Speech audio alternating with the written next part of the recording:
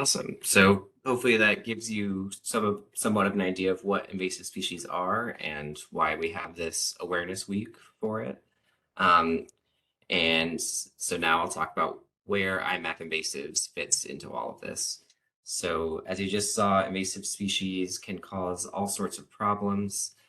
There's a lot of concern, and but to deal with that and to strategize how we manage invasive species and how we consider different threats, we really need to know where invasive species occur across the landscape.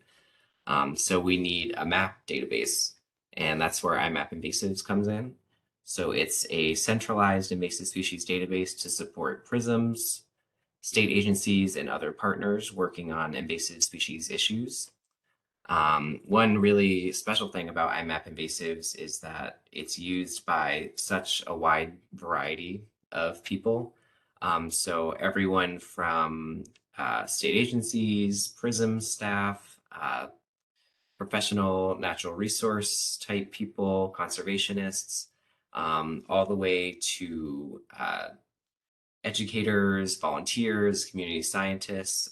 All of these people are uh, collaborating and using this single tool together, this single database. So you can submit observations, you can go online and uh, view distributions of species.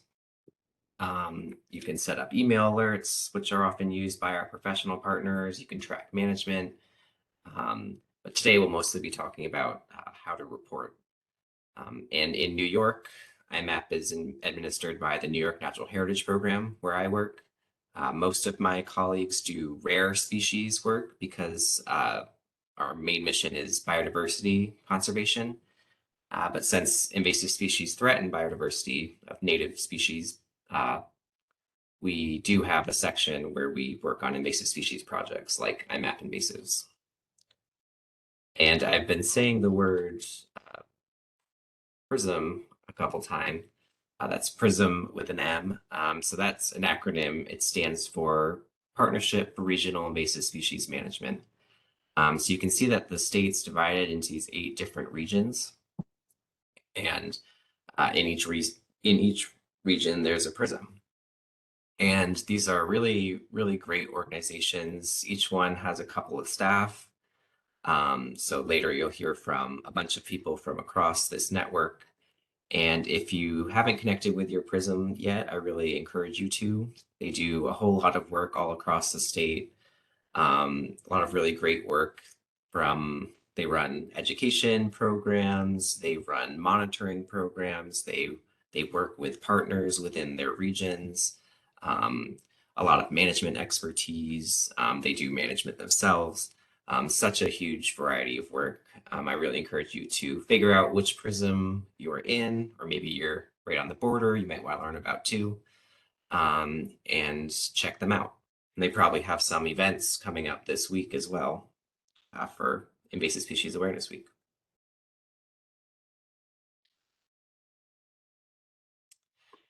And so iMapInvasives is this centralized database. Where does the data come from? So uh, at the beginning, we got uploads from partner organizations of data they had been collecting for the past several years. But really now the most important uh, data source is live incoming data from professionals and community scientists in time. So we really appreciate all of our partners, as well as any of you who contribute data, because you really help us keep our database up to date.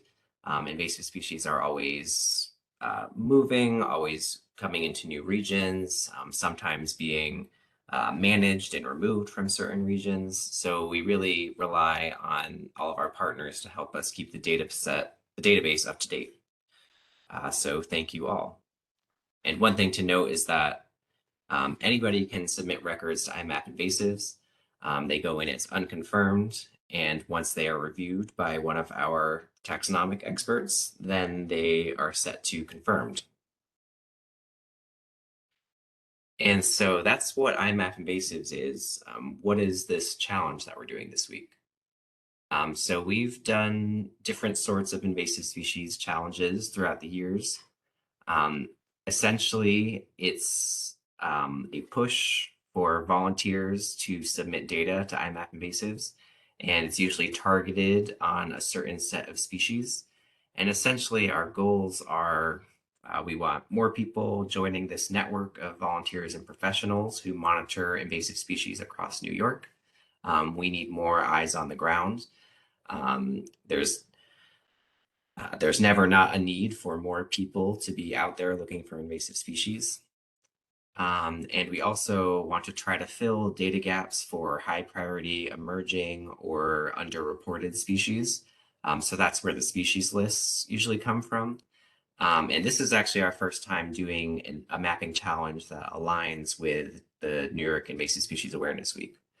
Um, and another good reason to join the challenge this week is that 9 different prizes are up for grabs.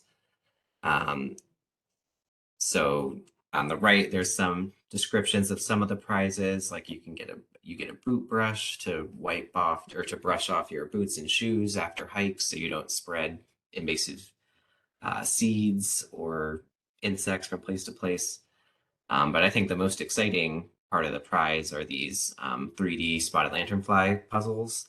I don't have one, but I have been able to play with them at certain events and stuff. You can't tell in the picture, but they're kind of like this big. They're sort of like a lightweight wood material, and they're just fun to. You can color them in and put them together, and they can either be a toy or they can be like a nice desk ornament or something.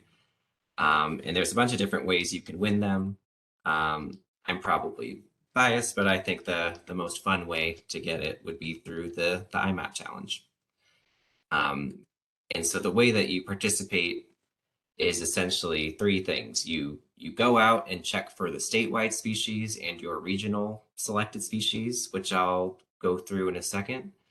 And then it doesn't matter if you find it or not. We want you to report presence or not detected to iMapInvasives. So even if you go out and search for a species and don't find it, that doesn't just mean you failed or it didn't work or something. That's actually real. That's a real contribution that you've just made, and we really want that to be documented. So if you're looking at the map and there's a blank spot on it, um, like you're looking at the presence records and there's a blank spot on it, it's kind of, you don't really know if is the species not there or has nobody checked. So if you document your not detected records, then we can see, oh, these are places that have been checked at least at one point and the invasive species wasn't there. So it's very useful in helping us fill our data gaps and target where we should monitor for invasive species.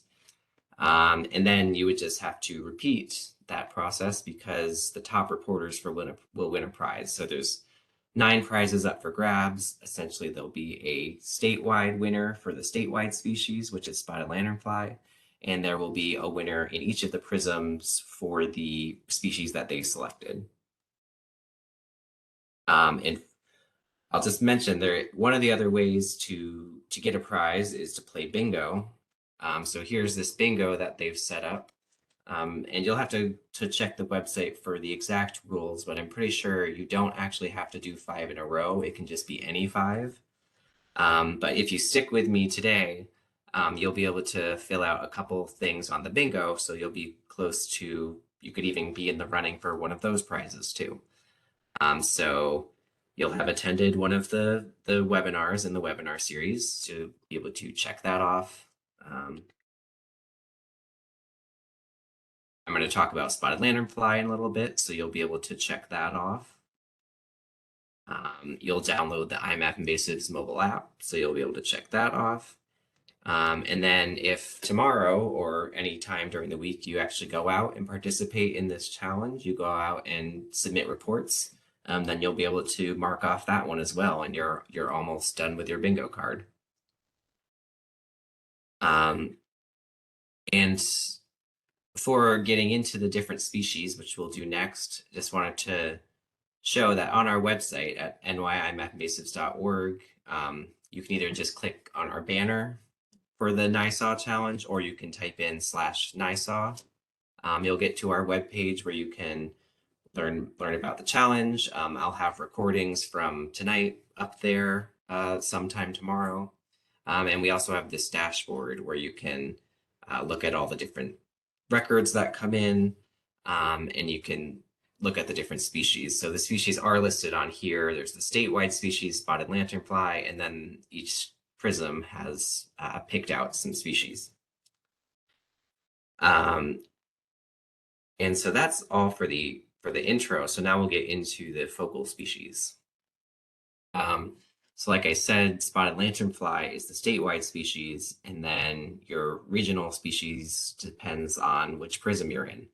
So Lisma has princess tree, Lower Hudson has beech leaf disease, APIP, the Adirondacks, and the Capital Region both picked Japanese tree lilac, and then these three prisms to the west have all picked tree of heaven.